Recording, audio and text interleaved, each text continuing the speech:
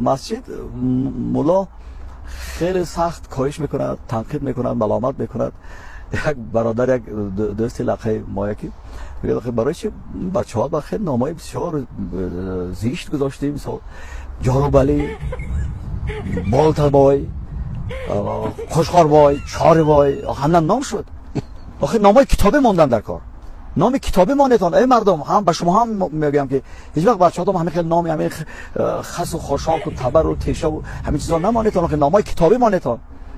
بعد چند مدت پس همون لقای چند سال پس میگه که دملا همین شما ما خیلی جنگ کردید، همین نبیرادر شد خرش، هم نام نبیراش بگانه که هم نام کتابی ماندن ده دوگانیک نام کتابی ماندن. ها چی نامده همین ماکسیماله مینیماله.